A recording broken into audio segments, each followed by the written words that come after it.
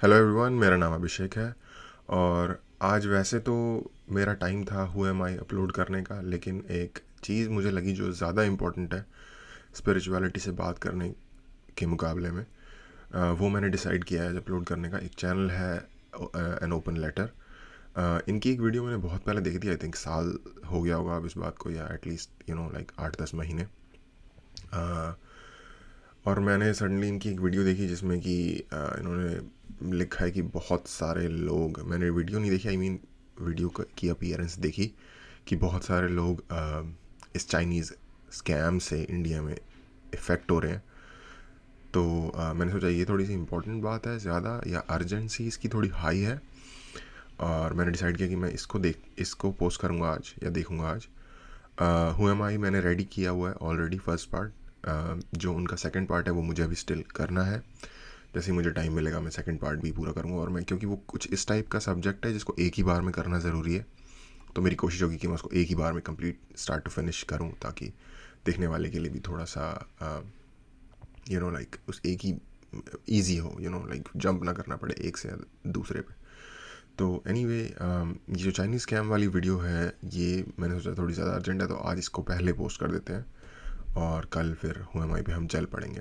तो देखते हैं कि ये क्या सारा मामला है और क्या इशू है।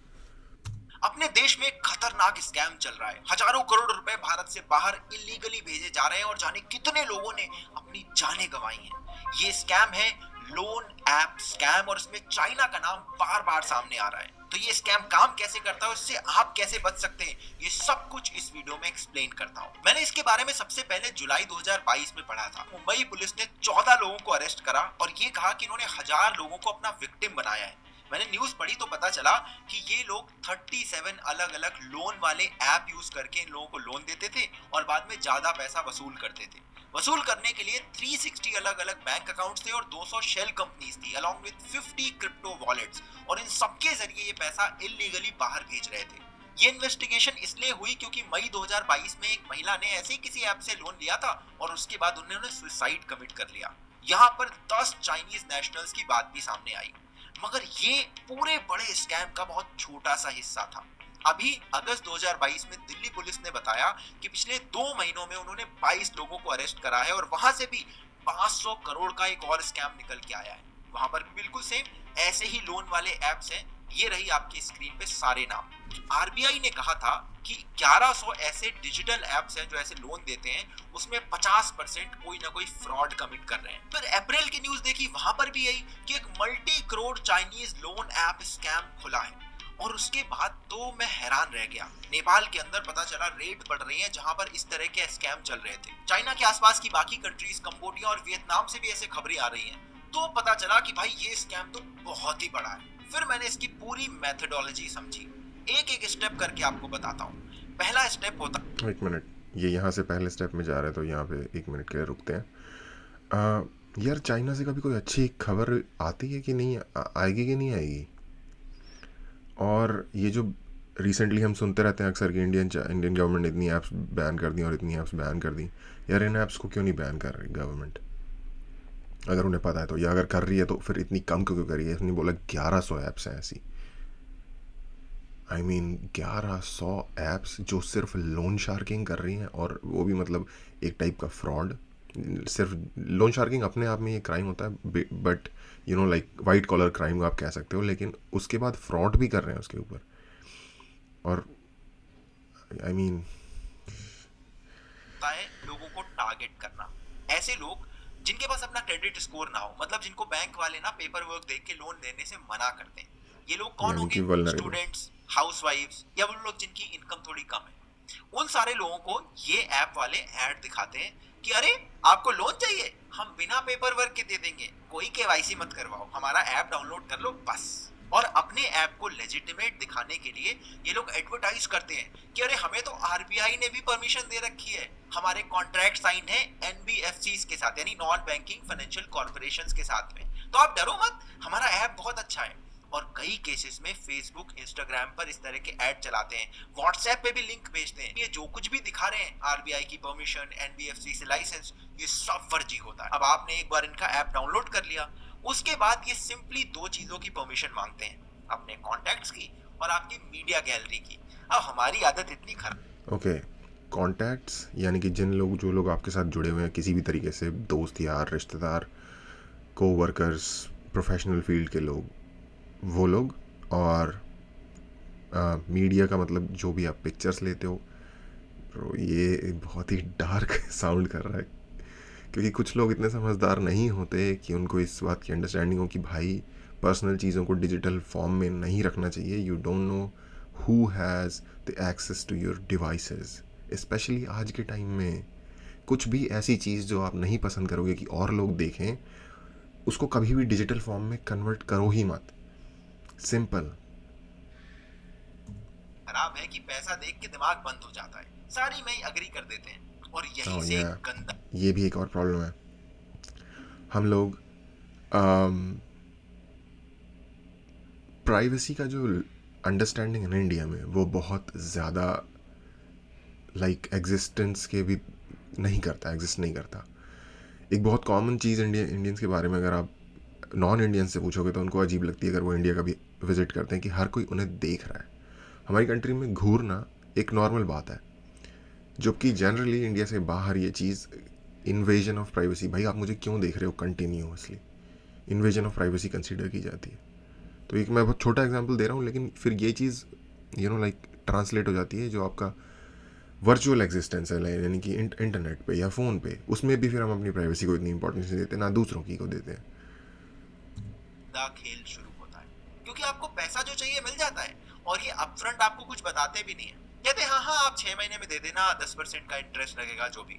और आपने पैसा पूरा भी पे कर दिया फिर भी आपका पीछा नहीं छोड़ते, क्योंकि इनका रिकवरी प्रोसेस एक हैरेसमेंट यूनिट की तरह ऑपरेट करता है। यहाँ पर अलग अलग लोग होते हैं। कुछ लोग ये होंगे जो आपका कॉन्टैक्ट का परमिशन मिला था उनको कॉल करेंगे कि देखिए आपका ये दोस्त एक लोन डिफॉल्टर है, आपकी गैलरी का एक्सेस लिया था ना, आपकी फोटो निकालेंगे, एक पोस्टर बनाएंगे कि ये लोन लेकर भाग गया और आपके सारे कॉन्टैक्ट में सर्कुलेट कर देंगे। फिर आपको धमकाएंगे कि आपने ये वाले टर्म्स एंड कंडीशन वायलेट करे, आप पे केस कर दिया जाएगा। आप डर के मारे पैसे दे भी दोगे तब भी ये मांगते रहते हैं। और इन्होंने ना अपने कॉल सेंटर सेटअप कर रखे हैं पाकिस्तान, बांग्लादेश, नेपाल ऐसी जगह पर, तो इन्हें ट्रेस करना मुश्किल है। और इस कॉल सेंटर यूनिट्स को भी जितना ये रिकवरी करवाते हैं उसका 30% कट मिलता है। तो ये लोग जी जान लगा के आपके पीछे पड़े रहते हैं। फर्जी लीगल धमकियां देने के साथ साथ सेक्सुअल हैरेसमेंट तक कर जाते हैं। विमेन खासकर इसका टारगेट होती हैं। आपकी जो मीडिया की परमिशन ली थी ना, उससे फोटोज निकाल के मॉर्फ करते हैं, गंदी गंदी फोटोज बनाते हैं और धमकी देते हैं कि सोशल मीडिया पे वायरल कर देंगे, नहीं तो इतना पैसा और दो।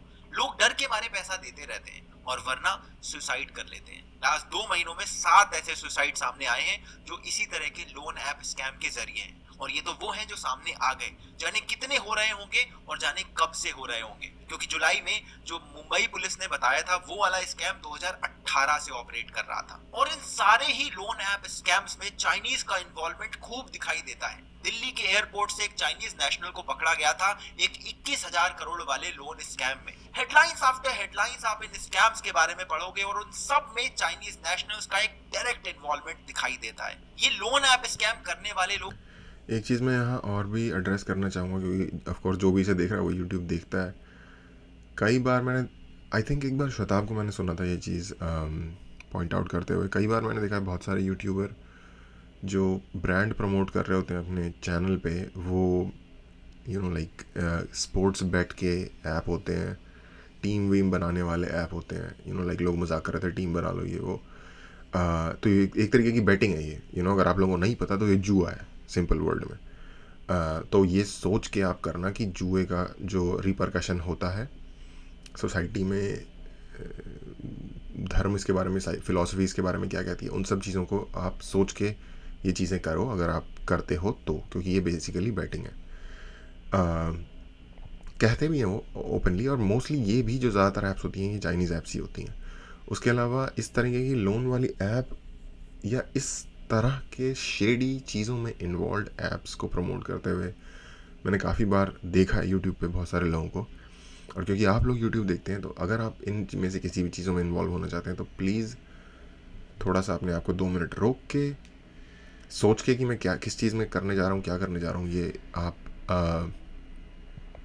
सोच कर डिसीजन लेना। दूसरी चीज़, मैंने क्रेडिट कार्ड और डेट के ऊपर एक वीडियो बनाई थी, specially debt word, DEBT, debt, कर्ज के ऊपर मैंने एक वीडियो बनाई थी बहुत पहले, आई थिंक साल 1.5 साल पहले या 2 साल पहले। तो उसमें मैंने काफ़ी डिटेल में समझाया था कि इसकी साइकोलॉजी क्या होती है और ये हमें किस तरफ ले जाता है अगर आप डेट लेना शुरू करते हो या एक ऐसे माइंड सेट में चले जाते हो कि मैंने डेट लेना है।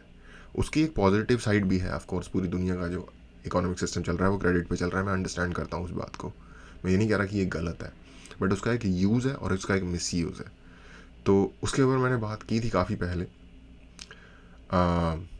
अगर आपको मौका लगे तो वो देखो। लोग इतने घटिया हैं कि उन्हें टारगेट करते हैं जो सबसे ज्यादा कमजोर है फाइनेंशियली। और पैंडेमिक के दौरान आपको याद होगा आरबीआई ने भी 2 करोड़ तक के लोन्स पर वेव ऑफ कर दिया था इंटरेस्ट को, इतनी हालत खराब थी। तो ये स्कैम 2018-19 से चल रहे थे, मगर पैंडेमिक में सुपर वायरल हो गए हैं और पूरे देश के कोने कोने में इन्होंने अपनी जड़ें जमा ली हैं। और आरबीआई भी इससे काफी परेशान है, यहाँ तक कि गवर्नर ने डायरेक्टली आके बोला है कि इस तरह के ऐप से लोन लेना बंद कर दो। लेकिन आप कैसे करोगे, ये कैसे बचोगे खुद? 2-4 चीजें जो मुझे पता है वो बता देता हूँ। आरबीआई ना किसी भी कंपनी को ऐसे अलाउ नहीं करती कि तुम जाके लोन देने लगो। वो हमेशा एक रजिस्टर्ड नंबर होता है जो आप आरबीआई की वेबसाइट पे चेक कर सकते हो। तो कभी भी कोई ऐसा ऐप या कंपनी दिखे, हमेशा ये चीज जाके चेक जरूर करना। दूसरी चीज एक मंत्रा की तरह समझ लो, if something seems too good to be true it probably is. इसका मतलब है कि अगर कोई चीज लगती है कि बहुत ही ज्यादा अच्छी है, इसका मतलब कि कोई इसमें घपला हो सकता है। एग्जैक्टली ये बात मैंने अपनी डिफरेंट वीडियोस में बोली हुई है कि ज़िंदगी के ना कुछ नियम होते हैं जो आप किसी जगह पे हो, किसी वक्त में हो, अप्लाई होते हैं। और इनमें से एक ये नियम है too good to be true. अगर आपको लग रहा है कि कोई चीज़ आपको फ्री मिल रही है तो मसला है, अगर आपको ये लग रहा है कोई चीज़ आपको सस्ती मिल रही है तो मसला है। कहीं ना कुछ उसमें झोल होगा, उसमें कुछ ना कुछ मसला होगा। Too good to be true ये एक तरीके का नियम है संसार का। अगर कोई चीज़ too good to be true है तो शॉर्ट और लॉन्ग फॉर्म में उसकी जो उसकी सस्ताई दिख रही है ना आपको इस वक्त, जो उसका अट्रैक्शन दिख रहा है कि भाई ये मुझे फ़ायदा हो रहा है, वो फ़ायदा आपसे ही वसूला जाएगा किसी न किसी टाइम पे आके। अगर कोई बोले कि हम 3-4% पे लोन दे देंगे और बाहर 10-12% पे मिल रहा है बैंक से, तो इसका मतलब वो कुछ ना कुछ तो गड़बड़ कर रहा है और वो सारा पैसा आपसे ही बाद में वसूलेगा। और भैया ये बैंक वाले पागल थोड़ी है जो केवाईसी करवा रहे हैं, डॉक्यूमेंट वेरीफाई कर रहे हैं, ये लीगल दायरे में रह के काम करते हैं। इसका मतलब कोई बिना पेपर वर्क के आपको पैसा देने के लिए तैयार है, मतलब वो इलीगल काम कर रहा है और बाद में आपके साथ इलीगली क्या क्या कर सकता है आप सोच भी नहीं सकते। तीसरी चीज है ऐप से रिलेटेड। जब भी कभी ऐप डाउनलोड करते हो ना, रेटिंग पढ़ो, रिव्यूज पढ़ो। जब इंस्टॉल करते हो तो देखो क्या क्या परमिशन वो मांग रहा है। जो गैर जरूरी परमिशन है उसको बंद करो। मोस्ट ऑफ द एप्स में ऑप्शन रहता है बट इंडिविजुअली जाके बंद करनी पड़ती है परमिशन, तो इस चीज का भी बहुत ध्यान रखो। और अगर अनफॉर्चुनेटली आप या आपके जानने वालों में से कोई ऐसे स्कैम में फंस गया है तो एक वेबसाइट बताता हूँ, साइबर दोस्त। यहाँ पे जाके आप कंप्लेन कर सकते हो। आजकल साइबर अथॉरिटी वाले इस तरह के स्कैम पे एकदम नजर बनाए हैं, तो क्या पता आपकी कंप्लेन से कोई एक और स्कैम खुल जाए और कई सारे हजारों लोग इसमें फंसने से बच जाए। And last but not the least, please इस तरह के जरूरी वीडियोस को शेयर किया करो, मेरे नहीं बाकी सबके भी, क्योंकि मेन स्ट्रीम मीडिया का मसाला एक तरफ है, मगर ऐसे वीडियोस को शेयर करने से आप लोगों का पैसा और उनकी जान तक बचा सकते हो, एक अच्छे नागरिक होने का कर्तव्य निभा सकते हो। आई थिंक यही मेरे माइंड में भी आया था जब मैंने इस वीडियो को देखा था कि यार ये थोड़ी सी बात ऐसी है जिसको अर्जेंट, आई मीन अगर ऐसा हो रहा है तो आज बात करो ना इस पर, फिर 2 साल बाद इस पर बात करने का कोई फ़ायदा नहीं होगा। तो यस, अगर आप लोग इस तरीके की किसी सिचुएशन को जानते हैं या अवेयर है, कोई बंदा ऐसी प्रॉब्लम में फंस रहा हो तो प्लीज़ उसको अवेयर करिए। मैं इसका लिंक, मैं वैसे तो हर वीडियो का लिंक डिस्क्रिप्शन में डाल देता हूँ, अगर आपको ओरिजिनल वीडियो देखनी है इसका स्पेसिफिकली मैं डाल दूँगा। मैं बता रहा हूँ यहाँ पे ये चीज़। तो अगर आपको इस वीडियो में नहीं समझ आया कोई चीज़, या कोई मेरी और उसकी वॉइस क्लैश हो गई और कुछ ये बोल रहा था जो आपको नहीं समझ आया, तो वो आप प्लीज़ डिस्क्रिप्शन में जाके ओरिजिनल वीडियो देख सकते हैं। होपफुली इससे थोड़ी सी अवेयरनेस फैलेगी मेरे इस कदम से। और जैसा कि मैंने कहा, जो मेरी आज की शेड्यूल वीडियो थी, जो मैंने प्रॉमिस किया था सबको, वो मैं इसके बाद वही वीडियो डालूँगा, तो इसके लिए मैं अपोलोजाइज़ करता हूँ। एनीवे, होपफुली आपको कुछ सीखने को मिला है। देखने के लिए थैंक यू।